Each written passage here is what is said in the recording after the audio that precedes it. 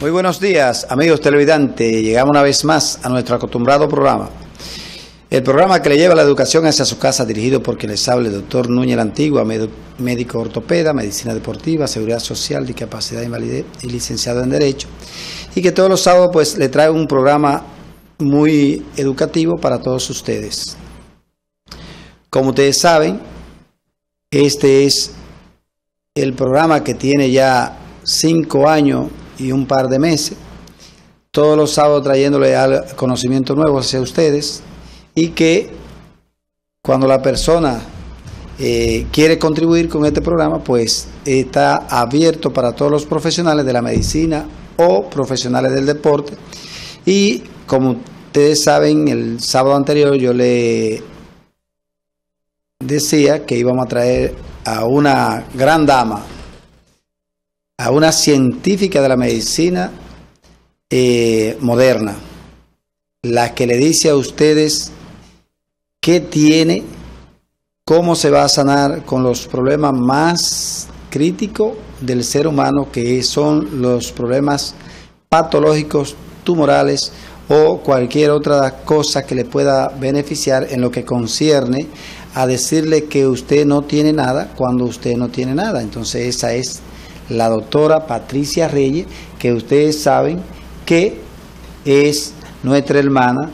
Muy buenos días, doctora. Buen día. Este es un programa para usted y que este niño nos va a poner en pantalla la gama de conocimientos que ella tiene, donde se graduó, para que ustedes puedan valorar todo eso. Y entonces la doctora Patricia Reyes es egresada de la Universidad Pucamaima, como usted lo puede ver bien en pantalla, médico patólogo quirúrgico, o sea, egresada de UTESA y Pucamaima, entrenamiento en hematología en Colombia, que pueden ver ya como a ella.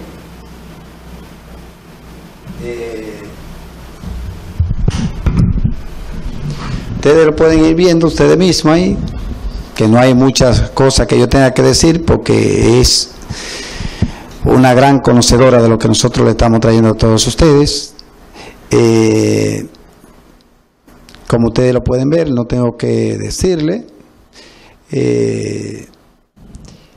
Todos esos diplomados en sexología forense, diplomado en gerencia de salud, diplomado en criminalística y criminología, pues como ustedes saben, ella tiene todo un arsenal de conocimiento, y que todo eso pues se lo vamos a traer a todos ustedes, porque de esa forma nosotros le vamos a ayudar a ustedes para que ustedes se den cuenta en todos los problemas de tipo de salud, específicamente en lo que es la patología. Doctora, yo quiero que usted y yo comencemos para que me le vaya diciendo a la muchacha la definición de su especialidad como tal en lo que concierne a la patología, y que es importante que este público se vaya dando cuenta de que su importancia en cada uno de los problemas es lo que le lleva a que se le ponga un tratamiento rápido y que se puedan curar esas enfermedades que todo el mundo o todos nosotros le tenemos miedo. Bien, buenos días, gracias por la invitación. Para nosotros es un honor venir a hablar sobre nuestra especialidad, específicamente de los alcances de nuestro laboratorio. Como preguntaba usted, la patología es una ciencia, vamos a decir, relativamente joven, donde a partir del 1800 por ahí comenzaron a definirse la especialidad per se. Antes la patología era solamente tratada por el área clínica, o sea, un ginecólogo tenía aproximaciones, estudiaba a sus pacientes de forma completa.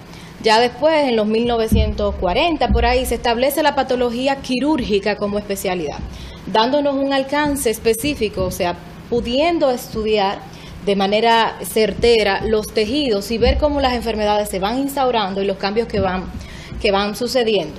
También podemos valorar el efecto de un medicamento, el efecto de algún tipo de terapia. Podemos valorar y decir si una enfermedad simplemente se curó con la toma de la biopsia o la excisión del órgano que estaba enfermo, o si todavía quedan lesiones tumorales en la zona. También podemos valorar los efectos de una quimioterapia, los efectos de una terapia, de una terapia radiológica, los cambios que ocurren en el cuerpo a partir de diferentes actividades.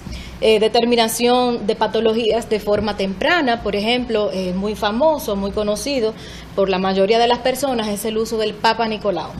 El Papa Nicolau es una prueba, o el frotis cérvico-vaginal, que lleva ese nombre por quien lo instauró por primera vez, que ya para nosotros nos queda de recuerdo o nos queda de enseñanza, lo que es la tinción específica que se llama Papa Nicolau. Pero como todos nos entendemos, entonces seguimos utilizando el término de Papa Nicolau para el frotis cérvico-vaginal, que nos permite, entre muchísimas cosas, lo principal es la detección temprana del cáncer cérvico-uterino y el principal agente causal, que es el virus del papiloma humano. Entonces, con muchísimas zonas, muchísimas áreas que se han ido desarrollando, no solamente podemos dar un diagnóstico morfológico, sino que también utilizamos técnicas aledañas que nos permiten hacer el diagnóstico de forma certera y hasta hablar, si se puede, en un momento determinado, de acuerdo a las estadísticas, del pronóstico de ese paciente, la sobrevida que puede tener, siempre y cuando trabajemos en correlación con la parte clínica. El pronóstico, la terapéutica específica, para los tipos de tumores, que eso es beneficio del paciente, y así como también la evolución que este paciente va a tener. Eso es importante para que ustedes vayan ya analizando sus problemas y cuál es la importancia de que cualquier muestra que se le saque a cada paciente, que sea analizado por el verdadero genio de lo que es la medicina en su cómo avanza una patología en su cuerpo, y que son los patólogos los que tienen que analizar eso. Muchas veces queremos saberlo todo y decir, no, eso no tiene ningún problema, no. El problema lo va a determinar específicamente la patóloga, que es la que va a decir si las células que están son buenas o están dañadas. Entonces, eso es importante que ustedes vayan analizando todo lo que la doctora le va a dar de su conocimiento a todos ustedes, para que se vaya a obtener un verdadero diagnóstico temprano, que es la parte más importante de la parte de las enfermedades. O sea, las cosas importantes de las enfermedades es precisamente usted tener un verdadero diagnóstico y una verdadera confirmación de ese diagnóstico cuando son, como dice la doctora, anatomopatológicos quirúrgicos, que es la parte importante. Entonces, doctora, yo quiero que usted me hable de lo que es un laboratorio de patología. Bueno, los laboratorios de patología son, vamos a definirlo en términos que nos puedan comprender, son, vamos a decir, un eslabón de la medicina donde permite la integración de la parte clínica, porque los patólogos podemos determinar muchas cosas, pero sin la ayuda del clínico, diciendo el origen, la evolución de ese paciente, o sea, datos relevantes, si tiene historia de un trauma o de un tumor previo, no podemos hacer muchas cosas. O sea, necesitamos siempre, por eso somos un eslabón integrador de la medicina, donde facilitamos, como bien decía, el diagnóstico, pero no siempre es un diagnóstico definitivo, porque los pacientes van a ir evolucionando. Tratamos de que sea definitivo, pero no siempre es definitivo, utilizando técnicas específicas como puede ser, o técnicas aledañas, en el caso de que se necesite, de imágenes, utilizamos técnicas de coloración especializada, conocida como histoquímica, también un poquito más avanzado está la inmunohistoquímica, que nos permite marcar anticuerpos y antígenos específicos para hablar de una diferenciación de un tumor o hablar de una enfermedad X. Un poquito más avanzado aún está la inmunofluorescencia, utilizada básicamente para los diagnósticos, de patología renal. También está la citometría de flujo, que sería una de las armas más nuevas, específicamente en el campo de la hemopatología, en la zona donde nosotros recibimos un entrenamiento especializado. Como usted mencionaba, en Colombia, los últimos 40 años han resultado, vamos a decir, como un redescubrimiento de la hematopatología, y no lo haríamos si no tuviéramos conocimiento de lo que es la citometría de flujo. La citometría de flujo nos permite establecer mutaciones, orígenes, cambios o traslocaciones que sufren específicamente ciertas patologías. También tenemos otros tipos de técnicas que vamos a decir que rumoran que sería como vamos a decir, la especialidad o la subespecialidad dentro de la patología que pronto irá desplazando ciertas actividades de la patología, y es la biología molecular. Ya sabemos que no es simplemente saber qué tipo de cáncer, sino qué tipo de translocación. Quizás podemos hacerlo previamente a la aparición del tumor y así evitarle efectos al paciente. También el laboratorio de patología, como le decía, alcanzamos lo que es la parte de la citología. La citología no es más que la ciencia que estudia las células, o nos permite estudiar las células tanto en su aspecto normal como los cambios que van sucediendo según va transcurriendo la enfermedad. Entonces, en nuestro país contamos con citólogos que son personas altamente entrenadas para leer las citologías, que son los frotis, las células de forma dispersa, no como tejido, pero siempre debe de ir acompañado de un patólogo, y eso lo tenemos en el laboratorio. Dentro de la citología hay un boom, ahora recientemente, donde estamos aprovechándonos, nosotros estamos a la vanguardia en cuanto a las técnicas que se utilizan. Por ejemplo, todos utilizamos el Papa Nicolau convencional, pero también tenemos técnicas de citología en base líquida. De última tecnología está el famoso TIMPREP, que le permite a partir de una misma muestra determinarle si tiene virus del papiloma humano. Sin volver a tomarle muestra a la paciente, podemos determinar si es un virus de alto riesgo, si está asociada a la formación de tumores o de cáncer, si solamente está asociada a la formación de verrugas. También podemos hacer las diferentes técnicas que nosotros utilizamos, la histoquímica, la inmunistoquímica, a partir de esos viales. De eso nos bastamos nosotros. Hay una parte que sí me gustaría aclarar, que siempre que hablan de los patólogos hay una pequeña confusión en que los patólogos solamente somos autopsias, y no es así. Los patólogos lo que menos somos es autopsias. Es válido aclarar que existe una rama dentro de la patología, que es la patología forense. El forense, que se encarga de dar respuestas específicamente a la ley, y es un patólogo o un médico con entrenamiento especializado que puede dar respuesta a esa situación. Pero los patólogos quirúrgicos básicamente sí hacemos autopsias, pero no hacemos autopsias que tienen que ver con el ámbito legal. Eso se lo dejamos a los forenses. Los patólogos quirúrgicos realizamos autopsias, pero de índole, vamos a decir, netamente académicos. Porque la patología es la base de plasmar las enfermedades, de descubrir los cambios que van sucediendo. Un ejemplo claro: si usted quiere ver cómo una inflamación va destruyendo un tejido, tiene que hacerlo, estudiar el tejido en los diferentes tiempos. Y con los años se ha ido implementando eso. Bueno, si tenemos una bursitis, por ejemplo, para hablarle de un término que ustedes que tienen muy frecuentemente, podemos ver los cambios que va sucediendo con la inflamación a través de diferentes autopsias, diferentes pacientes, o sea, los hallazgos de autopsia. Básicamente el patólogo quirúrgico trabaja con eso. También la podríamos hacer dando respuesta a una necesidad personal. Algún centro docente que tiene interés de una muerte materna, por qué sucedió, o prefieren conocer cómo una tuberculosis afectó los diferentes órganos para poder documentarlo.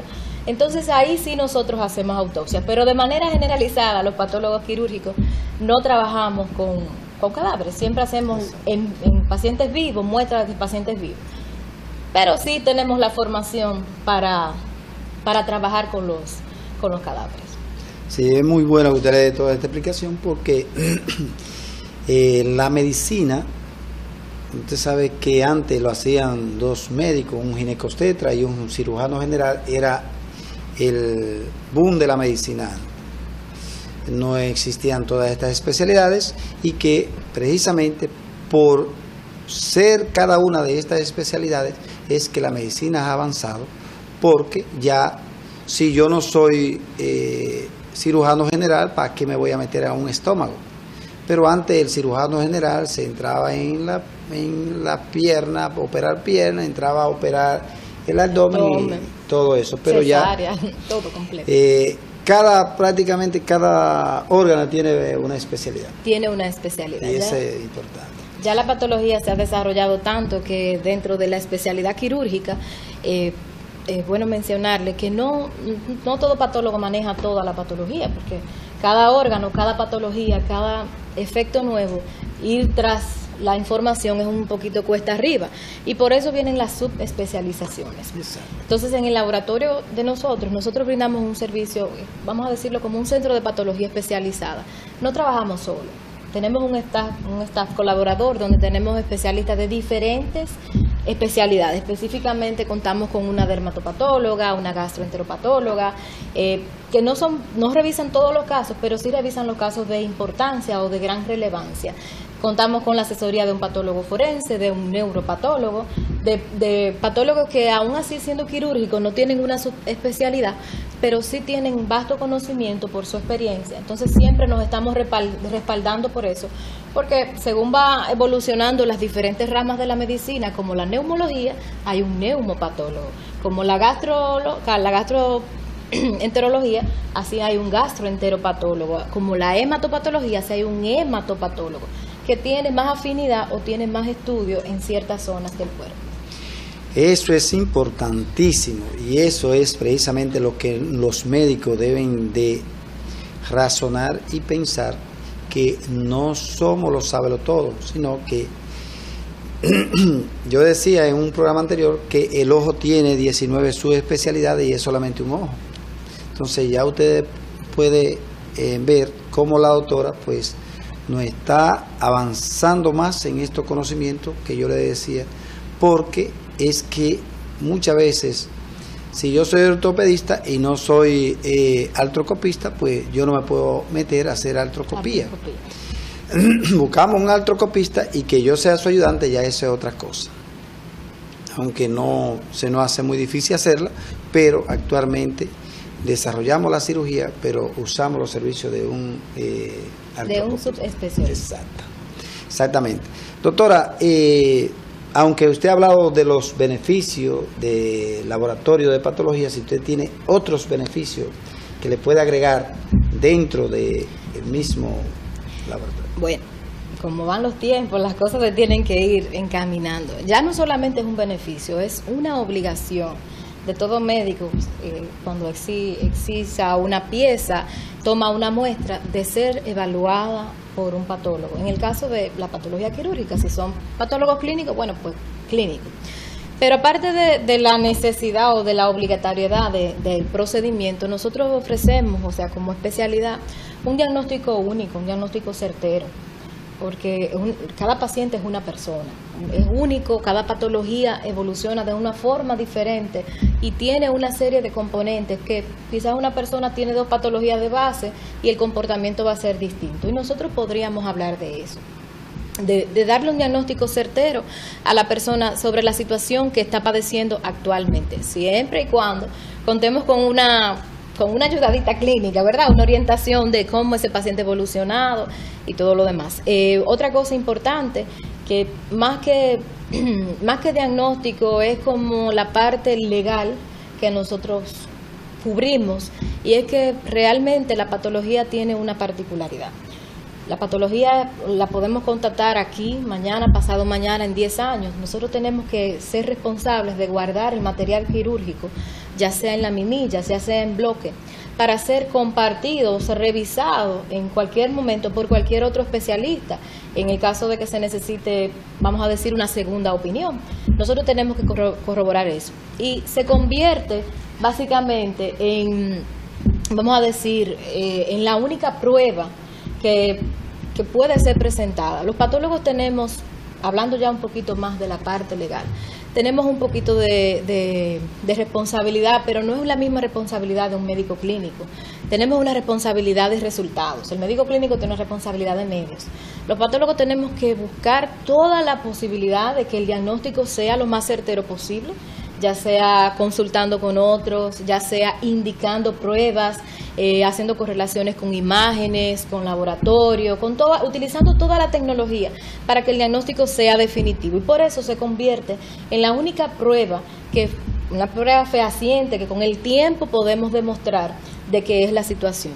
Para el caso de las personas clínicas o de las personas que hacen trabajo quirúrgico, el patólogo representa la única prueba que constata que ese paciente fue operado o que tiene cierta patología, que se realizó tal procedimiento. Por ejemplo, en el caso de las pacientes que le realizan salpingoclasia, es muy común, bueno, sí, sacamos un pedacito de la trompa, tomamos una excisión de la trompa y nada, lo dejamos por ahí. ¿Qué sucede? Que esas excisiones a veces las pacientes se embarazan porque la trompa vuelve y se recanaliza y ahí vienen los problemas legales. ¿Cómo resuelve el ginecólogo? ¿Cómo demuestra que él hizo ese procedimiento quirúrgico? Bueno, la patología nosotros le podemos demostrar que esas 2 trompas fueron tomadas y que pertenece a ese paciente. Como todas las especialidades, tenemos que andar con cuidado, haciendo la diligencia del diagnóstico adecuado, no ser imprudente, tomarnos un tiempo necesario. No todos los casos salen en 48, 72 horas, hay casos que se toman hasta 15 días, pero la rutina es rutina, pero lo especializado es especializado. Y haciéndolo de la forma prudente, básicamente. Eso yo creo que sería uno de los principales beneficios, tanto para la parte de la medicina, que ahora se ha visto muy afectada por la parte legal. Que necesitamos constatar, además las aseguradoras requieren de cada procedimiento, hasta de un frotis cérvico vaginal, requieren que uno le mande una constancia de lo que se hizo.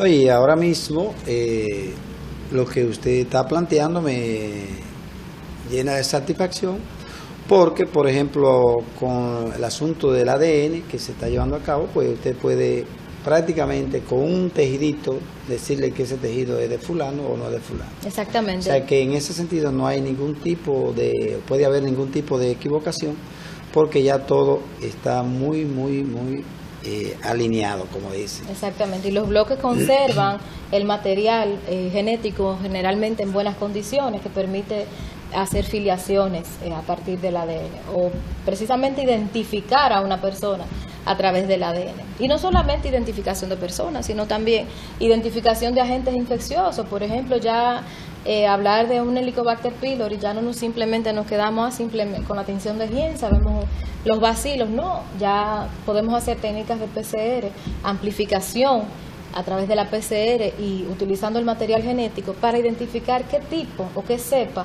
de Helicobacter, porque hay algunas que no están asociadas a la producción de linfomas a nivel gástrico, hay unas que simplemente producen inflamación y ya ese paciente con un tratamiento, una antibioterapia, con eso puede resolver. Si lo podemos diferenciar uno del otro, sabemos que hay una antibioterapia que no le va a funcionar y todo eso le podemos ofrecer mediante la toma de una biopsia. Eso es importante. También nosotros tenemos que decirle a ustedes que el Centro de Especialidad de Médico Vegano pues contribuye con el mantenimiento de este programa, y que el Centro de Especialidad de Médico Vegano pues le resuelve prácticamente todos los problemas diagnósticos. Por ejemplo, mamografía, tomografía, un equipo muy avanzado de rayo X que tenemos, que hicimos una inversión en estos momentos, y que como ustedes saben, y por eso precisamente estamos tratando de que la cosa funcione lo mejor, creo que uno de los centros que o los pocos centros que hacen 48 cortes en lo que son las tomografías, pues el Centro de Especialidad de Médico Vegano.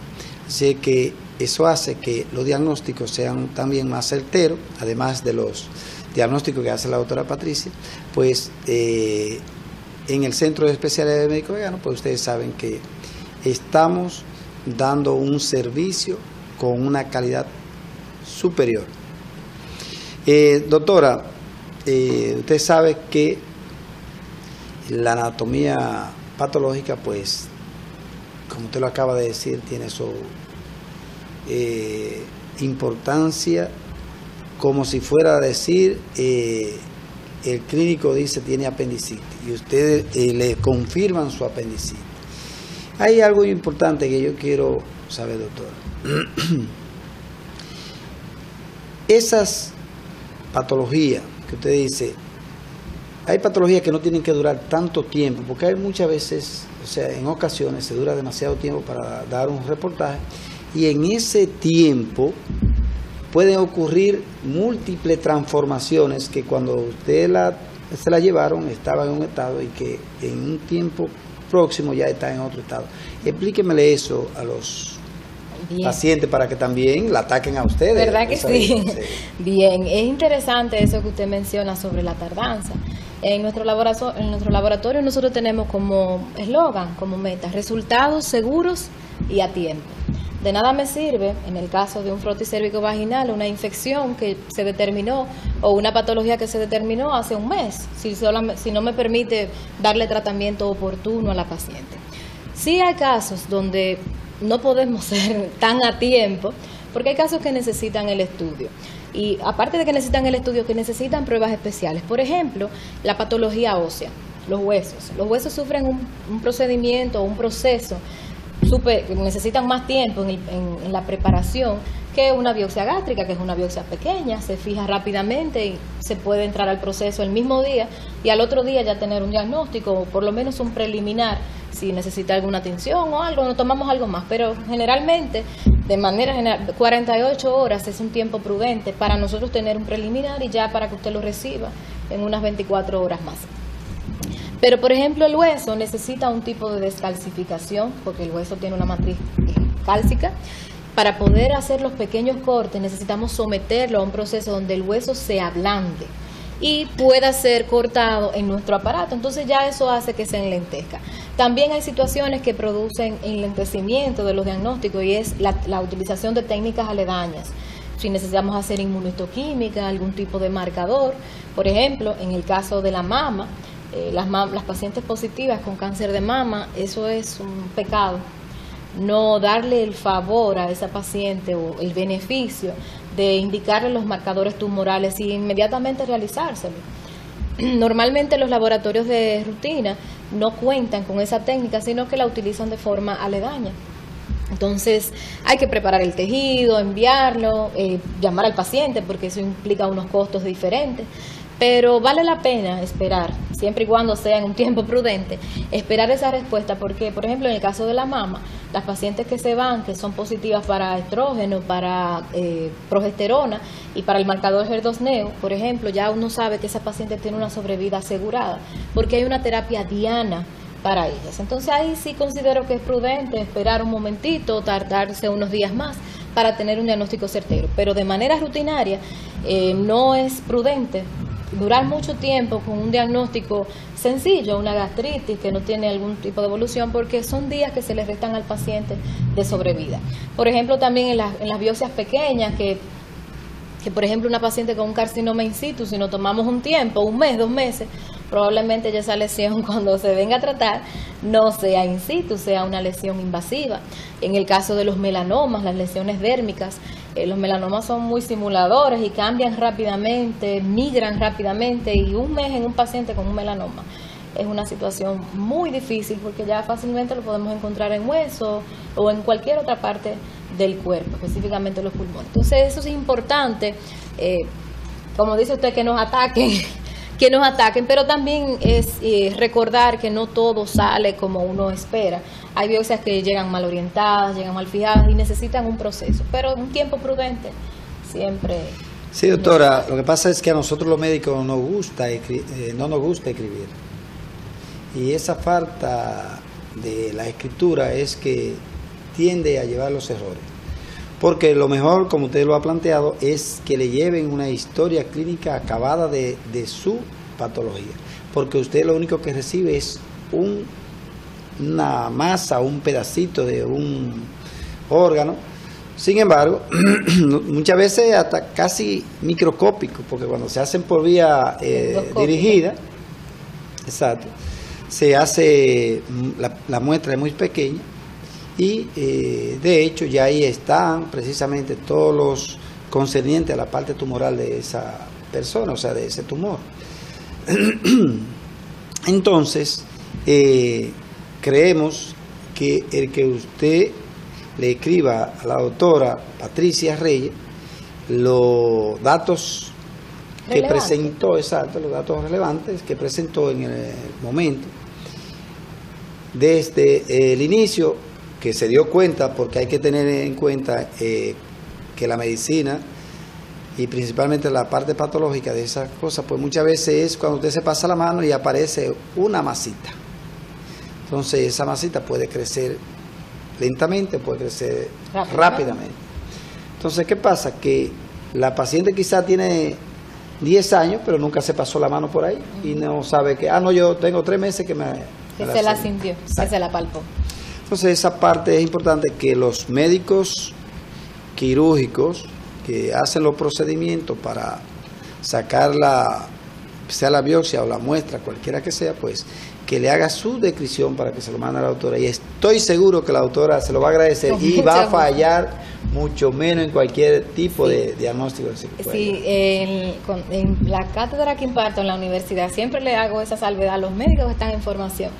Yo le digo, hay cosas que son de ustedes y son posibles. Los patólogos no somos histomancia, o sea, no adivinamos. Como la quiromancia en el caso de los patólogos era la histomancia. Nosotros no adivinamos. Y de manera general, como dice usted, si nosotros tuviéramos un poquito más de información clínica relevante, no me interesa dónde vive en algunas situaciones sí es importante dónde vive. Pero, por ejemplo, es un pecado para un paciente, vamos a decir, porque el último que sale perjudicado es el paciente.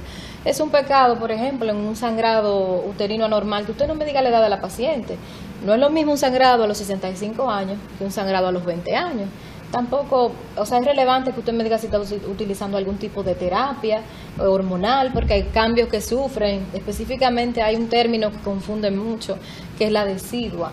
Y hablamos de decidua y siempre pensamos que es embarazo. No, los tumores de ovario, que son a expensas del cuerpo luteínico, producen cambios deciduales que usted simula un embarazo y la paciente no está embarazada. Entonces son situaciones que siempre es importante correlacionarlo. Y datos como la edad, algo que no se puede quedar si el paciente tiene una historia previa. Por ejemplo, no es lo mismo que usted me mande un tejido de granulación, un proceso de cicatrización de un paciente a que usted le estirpó un carcinoma de células escamosas. No es lo mismo que yo le diga que tiene un tejido de granulación a que yo comience a buscar si quedó alguna célula tumoral. Entonces son datos que realmente nosotros no adivinamos. Nosotros hacemos un diagnóstico en base a un tejido y con una historia. Específicamente en el caso de los ortopedas, cuando trabajamos los huesos, las radiografías son imprescindibles, las imágenes son imprescindibles porque hacemos una correlación de si tiene lesiones líticas, si pompas de jabón, para darnos cuenta o llevar a un diagnóstico específico. Sí, fíjese, doctora, nosotros mismos tenemos problemas, y más con los seguros, con el asunto de los radiólogos. ¿Por qué? Porque el radiólogo no es el clínico que ve el paciente, sino que somos nosotros, le mandamos únicamente una radiografía. Escúcheme, ¿qué sucede? Que cuando nosotros vemos al paciente, aprestamos la parte articular y vemos que hay un esguince, ese es clínico. Pero entonces cuando nosotros vemos que hay un esguince tanto en el tobillo o en cualquier parte del cuerpo donde hay una articulación, pues los pacientes uno lo examina y ellos son los que sienten el dolor. ¿Qué pasa? Que el radiólogo ve la radiografía y es normal. Para él seguro cree que lo estamos engañando, pero es que es el L15, pues, aunque lo estamos saliendo un poquito del tema, pero para que vean la importancia de la parte clínica del individuo, pues, si nosotros le mandáramos al radiólogo que el paciente presenta dolor a la flexoextensión o torsión de una articulación, me va a decir, oye, va a buscar que quizá haya parte blanda edematizada. Pero es lo único que puede existir en una radiografía de eso. Asimismo son ustedes. Si no le mandamos las informaciones, pues el diagnóstico puede ser un poco errado. Porque ya usted acaba de decirlo, o sea, una paciente que esté sangrando después de los 50 años, usted tiene que buscar un cáncer por donde quiera que esté. Exacto.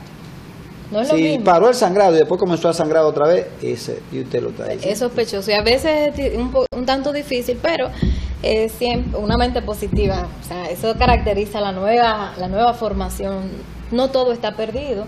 Hay muchos médicos ya de formación, tanto los nuevos como algunos viejos también, que ya entienden esta situación y nos ven como una mano ayudadora, no nos ven como, si yo le digo eso, le voy a decir el diagnóstico y para qué se lo mando. No es decirnos el diagnóstico, sino que eso es parte del paciente y la historia del paciente es de los dos, porque es de los dos el paciente y no le quita ni le resta mérito el hecho de que usted diga, o no le quita capacidad al patólogo si usted le dice, bueno, yo pienso que tiene tal cosa, que en el caso de una hemorragia yo pienso que era un aborto en curso, y o sea, no es que me está diciendo el diagnóstico, porque puede ser otra cosa que yo encuentro. Dentro del mismo aborto puedo encontrar una enfermedad molar o una enfermedad del trofoblasto, y no me está diciendo el diagnóstico, simplemente está orientando a ese paciente a que tenga un diagnóstico certero de la situación por la que está estableciendo. No, yo quiero también que los pacientes, viendo este programa, pues también estimulen a los médicos a que le den la historia clínica al patólogo para que tenga un buen resultado, porque eso es importante.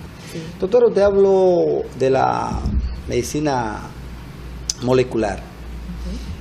Yo creo que con ustedes ya tenemos que comenzar a hacer un trabajo, aunque es un poquito fuera del tema, de lo que es la medicina ortomolecular, que es el tratamiento de las enfermedades, pero disminuyendo o aumentando sustancias, sean proteínas o sean de cualquier índole, para que se mejore esa enfermedad.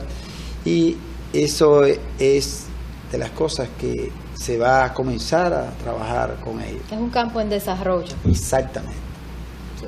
Por ejemplo, nosotros hemos hablado, doctor, aquí de lo que es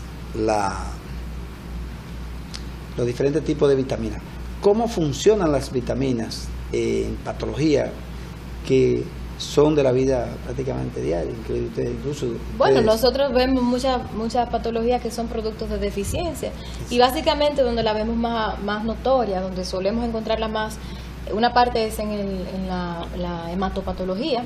Por ejemplo, la deficiencia de vitamina B12 produce anemia megaloblástica, y vemos que las células sufren unos cambios, se ponen grandes de una forma aberrante, y eso sencillamente responde a un déficit de una sustancia. En el caso de déficit o alteraciones en el tracto gastrointestinal que permiten o no permiten la absorción de ciertas vitaminas, por ejemplo, produciendo anemias en diferentes estadios. Puede ser una mala absorción del hierro por un trastorno en el intestino delgado, también puede ser una atrofia de la mucosa gástrica que no me permite desdoblar los alimentos, y al no poderlo desdoblar, entonces en el intestino no puedo absorber nada. Entonces sí, nosotros estamos muy de la mano con los déficits de las vitaminas, que sería como algo wow, y cómo ustedes pueden verlo, porque las células no están aisladas, todas las células tienen un ciclo celular o una forma de vida donde necesitan todos los componentes del cuerpo. El cuerpo está diseñado de forma perfecta, que cuando falta algo, entonces me va a producir cambios, y eso es lo que nosotros estudiamos, los cambios que van sucediendo según situaciones se van presentando. Eso es importante. Sí. Doctora, usted nos puede dar algunos datos, por ejemplo, ¿cuáles son las patologías que usted más ve en su laboratorio? Porque eso es importante para que la gente también vaya asociando qué yo me siento y qué yo... En la parte clínica, bueno, dependiendo del área, básicamente el grueso de un laboratorio de patología, los rutinarios, son los ginecólogos, que hacen frotis frotis del cervix, y se hacen los papanicolaos, se hace citología líquida, determinación del virus del papiloma humano, si tenemos verrugas, si tenemos cambios, secreciones. Esas son situaciones que deben de alertar y dirigirnos allá. También en el caso de urología, los pacientes que sienten dificultad para orinar, son historias que llegan allá, dificultad para orinar, una sensación de pesadez, una sensación de masa. Cuando el urólogo toma la muestra, hace las punciones a través del recto, nos manda los cilindros, y específicamente en patologías, bueno, encontramos muchos procedimientos que son hiperplasia nodular, que es una lesión benigna donde el componente estromal o el componente de sostén de la próstata se hace hipertrófico, se hace grande y le produce manifestaciones. Pero también tenemos muchos cánceres de próstata, mucho más de lo que uno se imaginaba que se iba a encontrar. Y con una determinación temprana, con una biopsia hecha con una aguja gruesa, podemos determinarlo. Nos llegan muchas pacientes con lesiones en la mama. Siempre es bueno decir esto antes de especificar las lesiones en la mama, y es que la mama es un órgano, vamos a decir, tratado de forma dual por los ginecólogos, por los cirujanos. Y es bueno transmitir la idea de que la mama no debe de sacarse una tumoración completa de primera instancia. Siempre hay que recomendar una punción ya sea con una aguja fina o ya sea con una aguja gruesa, porque le estamos haciendo daño a un paciente que tiene una lesión tumoral si se la sacamos completa, si hacemos una excisión completa, porque ya inmediatamente, si tiene una lesión tumoral entonces o cancerígena, inmediatamente le cambia el pronóstico a esa paciente y le quitamos la posibilidad de recibir una terapia diana, una terapia dirigida, donde los efectos de la quimioterapia serán menores. Pero sí encontramos que no hay tanto cáncer, o sí hay cáncer en diferentes edades, que personas que no se la sospechan, pero sí tenemos la patología de la enfermedad fibroquística, que las pacientes comienzan a producir numerosos quistes, pero no solamente son quistes mamarios, sino que también tienen una proliferación del componente epitelial, y al proliferarse, en alguna de esas proliferaciones puede sufrir mutaciones y de ahí se originan tumores. Entonces, esa patología es muy frecuente por el uso de anticonceptivos, la vida que llevamos, quizá la alimentación, hay diferentes teorías, pero son patologías muy frecuentes que encontramos y que hay que ponerle atención porque el componente de la enfermedad fibroquística es como una antesala a una lesión que podría convertirse en un futuro en una lesión maligna. Eso es importante. Eso es importante. La salud hay que comenzar a buscar la parte negativa, pero a tiempo. A tiempo. Porque todos nosotros creemos que estamos muy saludables. Y cuando venimos a ver, pues tenemos problemas que no nos imaginamos. Es algo importantísimo que ustedes, así como lo ven, vayan a su ginecólogo para que le hagan su papá Nicolau y nosotros, los entrados en edad, que nos vigilemos nuestra próstata cada año. Los papá Nicolau, pues yo creo que es cada 6 meses o cada año, ¿verdad? Dependiendo, si no tiene alteraciones, bueno, hay diferentes normativas, dependiendo de la edad, de a qué edad empezó la primera actividad sexual, dependiendo de los antecedentes, si la paciente no tiene ningún cambio, lleva una vida de una sola pareja, y así sucesivamente, quizás 1 año es un tiempo prudente, hay algunos que refieren 2 años, pero si ya llevamos una vida diferente o compartimos con una pareja que no sea tan estable, entonces ya se recomienda, dependiendo de lo que vaya apareciendo, un renglón entre 6 meses y 1 año. ¿De acuerdo? Hay personas que presentan cambios en el papá Nicolau, producto de inflamación, de afecciones, y se requiere o que se le produzca maduración de las células del cuello del cervix. También se le puede requerir que después de que le pongan tratamiento necesitamos ver esas células de nuevo porque estaban un poquito alteradas por la inflamación que tienen o el agente que estaba actuando en ese momento. Es una forma de recomendar. De recomendación. Como dice usted, los hombres que tienen algún tipo de sintomatología y sin sintomatología, hay libros que hablan de, o vamos a decir, escuelas que mencionan que a partir de los 35 años, hay otras que a partir de los 40 y otras a partir de los 45 necesitan hacerse el tacto para valorar el crecimiento de la próstata. Sí quiero recalcar con esto que cuando yo estaba haciendo la especialidad, siempre uno se queda con los libros y dice, bueno, esos cánceres son para personas mayores. Y no, es impresionante la cantidad de hombres en edad, vamos a decir, una edad joven, 45 años es una persona joven, todavía vital en todos sus aspectos, con un cáncer. Y por no hacer el chequeo a tiempo ya no podemos hacer nada. Cuando lo determinamos ya está metido en hueso, está en pulmones, está en todas las partes. Entonces sí es importante que cualquier cambio o que lo hagamos de manera rutinaria, así como le hacemos los chequeos a los carros, ¿verdad? Que cada cierto millaje cambiamos el aceite, revisamos las gomas. Así mismo somos nosotros. Una forma de autocuidado. A tiempo se pueden solucionar muchas cosas. Sí, porque imagínense, y eso tiene mucho que ver con las relaciones sexuales que tiene cada individuo, porque imagínense los hombres como nosotros, que muchas veces nos metemos, donde hay mujeres que tienen múltiples relaciones sexuales y hay inflamaciones e infecciones a repetición que son la parte inicial de los problemas prostáticos, porque cada vez que hay una prostatitis, que llega una prostatitis, pues ya comienza el problema a iniciarse y ahí precisamente ahí es que está el asunto de la edad del cáncer, porque muchas veces son personas muy activas sexualmente, pero también muy desorganizadas. Sí, y no tanto la actividad sexual, porque hay otros factores que intervienen en la producción del cáncer. Y básicamente, bueno, a mis estudiantes yo, cuando hay una parte que hablamos sobre los alcances de la patología y le dejo un cuestionario muy sencillo. Y van respondiendo preguntas. ¿El cáncer es una enfermedad de transmisión sexual? Sí, es una enfermedad de transmisión sexual. Si está asociado al virus del papiloma humano, lo contraemos de forma sexual. ¿El cáncer es una enfermedad hereditaria? Sí. Venimos con una información genética de los padres, de ambos padres, con la carga genética que ellos nos dan. Si hay algún tipo de mutación que viene, entonces podemos producir cáncer, aún teniendo una vida organizada, aún teniendo un chequeo oportuno. El cáncer es una enfermedad genética, el cáncer es una enfermedad prevenible, es una enfermedad curable, siempre y cuando lo hagamos a tiempo. Entonces las respuestas son sí a todas las posibilidades. Y muchas personas nos dicen, ¿y de qué viene el cáncer? Hay que estudiar cuál es el fenómeno que está ocurriendo.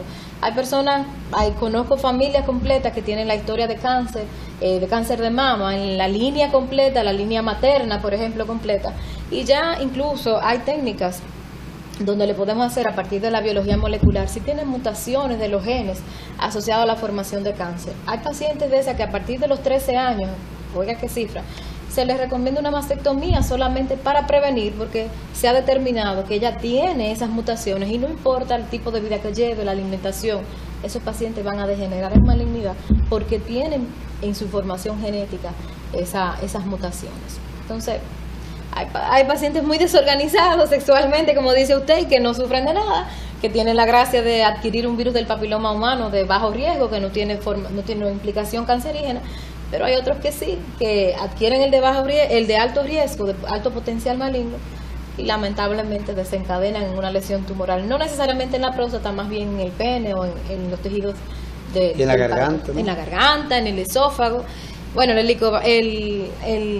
virus del papiloma humano, en la última reunión que hicimos, los patólogos y estudiando a nivel del pulmón, ya hay tumores asociados al virus del papiloma humano. O sea que, ¿cómo llega al pulmón el virus del papiloma? Y ya en el pulmón tenemos lesiones asociadas al virus del papiloma humano. Y nosotros que generalmente creemos que no nos debemos proteger porque somos personas, estamos manejando personas que están sanas, entonces viene ahí el problema. Ahí viene el problema. Hay otra cápita que yo quería desarrollarle o comentarle en esta conversación, y es el aspecto hablamos de la citología cérvico-vaginal y nos limitamos a esa, mencionamos las diferentes técnicas, pero también me gustaría hablar un poquito sobre la citología vamos a decir sistémica, o conocida como citología no ginecológica. Y esto cada vez se convierte en una práctica cada vez más frecuente, más necesaria. Y es porque, como le decía en el caso de la mama, no podemos sacar un órgano, sacar un tumor sin tener una idea previa de lo que tenemos. Por ejemplo, antes íbamos con una masita, me salió esta lesión en la mano, y nada, inmediatamente el cirujano o el médico general apuntaba y sacaba la masa sin saber de qué estábamos hablando. Y ya se sabe que cualquier lesión indurada puede convertirse en un dermatofibrosarcoma, una lesión de muy mal pronóstico. Si no se sacan los límites completos, ese paciente va a seguir haciendo lesiones tumorales. Y peor aún, esa masita la botábamos. Para completar, se botaba. Pero ya eso se está un poquito aboliendo. Pero sí es importante hacer la citología, las funciones con las diferentes tecnologías que tenemos. Por ejemplo, ya encontrar una masa en la espalda, en la zona sacra, todo cirujano inmediatamente sabe que está ante una situación un tanto peligrosa. Prefiere o no hacer una punción, en el caso puede hacerlo con una aguja fina, puede ser guiada vía sonografía o no guiada, y nos mandan ese material, ese extendido en una laminilla, y nosotros podemos darles un diagnóstico presuntivo. Le decía que todo cirujano se extraña ante una lesión en la zona sacra porque es el lugar principal de los liposarcomas. Cualquiera puede tener un lipoma, pero ¿cómo imaginarnos que esa lesión está degenerando en malignidad? Los liposarcomas son neoplasias muy agresivas, y si sacamos un liposarcoma, un pedacito, podríamos hacerle siembra tumoral a ese paciente con simplemente no sacar o excindir los límites completos. Por ejemplo, en el caso de la mama, lo que les decía, si sacamos una masita pensando que es simplemente un fibroadenoma o una lesión quística, estamos dañándole el pronóstico a esa paciente porque ya no vamos a saber. Incluso podemos hacer siembras tumorales en el trayecto donde se hizo eso. Otro campo donde utilizamos mucho, donde está muy, bueno, es imprescindible, es en el caso del tiroides. Y las patologías del tiroides, que nosotros conocemos vulgarmente como bocio, que se refiere al crecimiento del órgano tiroides, con una aguja, ya sea de calibre fino o gruesa, podemos tomar muestras de la lesión y darle una idea al cirujano y darle una idea al médico clínico ante que estamos.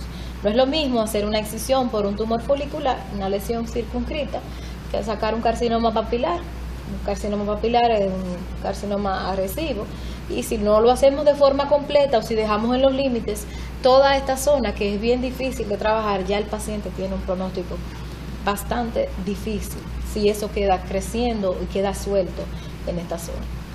La citología, como le decía, la podemos hacer a través de, o ayudándonos básicamente de un sonografista o de un radiólogo que nos permita guiar hacia dónde vamos a utilizar. En otras zonas donde se utiliza es en la próstata, que es un tipo de biopsia que se realiza, pero es con una aguja un poco más gruesa, donde sacan un cilindro.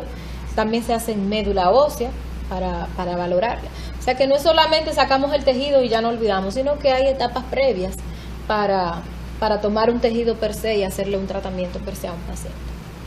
Mire qué importante eso, porque eso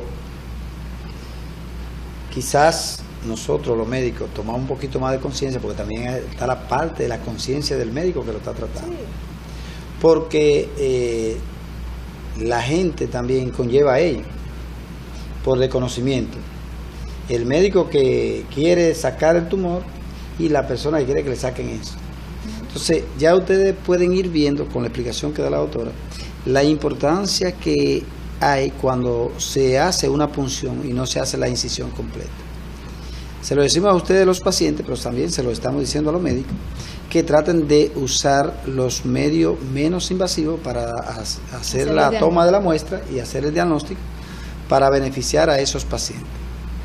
Es muy fácil y muy económicamente muy bueno de decirle, medio yo te voy a sacar ese tumor de ese seno, y cuando tú vienes a ver, ya tú lo que tenía era una cosita que se podía tratar con la quimio, la radioterapia dirigida a un solo foco, y después se convierte esto en una tumoración que es prácticamente inmanejable ni con la quimio ni con la radio. Y un tratamiento agresivo para la paciente y que disminuye la calidad y el pronóstico de vida. Miren lo importante que es que ustedes vean estas programaciones, que son meramente educativas, porque de esta forma se está beneficiando el médico y de esa forma se está beneficiando el paciente. Ojalá que todos los médicos no tengan el miedo escénico, que sabemos que la doctora es una maestra de muchos años en la universidad, aunque la vean joven, pero soy joven. Exacto, es joven, pero tiene unos cuantos añitos impartiendo clases en la universidad, precisamente de esta materia, y eso pues la hace a ella mucho más de mayor conocimiento, porque los profesores que dan clase tienen que estudiar como si fuera ellos mismos para examinarse. Si ustedes ven, como ustedes pueden ver, este programa que es meramente educativo, los tenemos precisamente para forzarnos a estudiar, porque cada tema que traemos pues lo estudiamos con la misma fortaleza que lo hacen los que van a venir a exponer, porque no podemos venir vacío a una programación donde estamos educándolo a ustedes, y se nos hace más fácil a nosotros traer un invitado para que nos amplíe mucho más, un especialista. Y lo llamo porque hemos invitado a muchas personas y de nada nos sirve invitarlos porque no quieren presentarse, porque lo primero que dicen es que tienen miedo escénico, y entonces se nos hace un poquito difícil traerlos acá. Pero el primer programa mío, como ustedes pueden ver, fue un programa muy tenso, muy nervioso. Ya hemos tenido un tiempecito, bueno o malo, o el comportamiento bueno o malo que hayamos tenido, pues de todas maneras particularmente a mí me ha servido de mucho. De mucho. Porque nos ha llevado a que tengamos que estudiar diariamente. Doctora, usted está en el Centro Médico Quinto Centenario. Sí. Y yo quiero que usted dé todo su teléfono para que nos puedan, para que podamos servirle, básicamente. Exacto. Bien, como decía el doctor, nosotros estamos ubicados en el Centro Médico Quinto Centenario, en la suite 318, con el teléfono 573-4124, la extensión 318, y también el 573-1957. Ahí estamos con un staff que nos ayuda, que nos impulsa, nos motiva a servirle mejor, porque somos jóvenes todos y todos tenemos una expectativa de superación. Estamos para servirle. Otro servicio que nosotros no mencionamos durante el conversatorio es que nosotros también ofrecemos pruebas de ADN o filiaciones de ADN a través del ADN.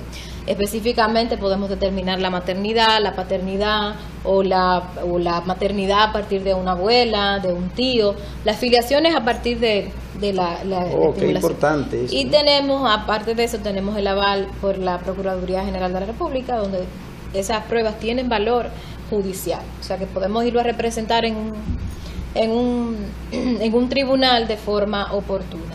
Aparte de eso, contamos con los servicios de biopsias, de citología en todas sus diferentes renglones, tanto ginecológica como no ginecológica, estudios complementarios, la hibridación, la captura de híbridos, la determinación del virus del papiloma humano en sus diferentes riesgos. Tratamos de que los pacientes se vayan con todas las técnicas. Si un paciente necesita inmunistoquímica, nosotros respondemos a esto.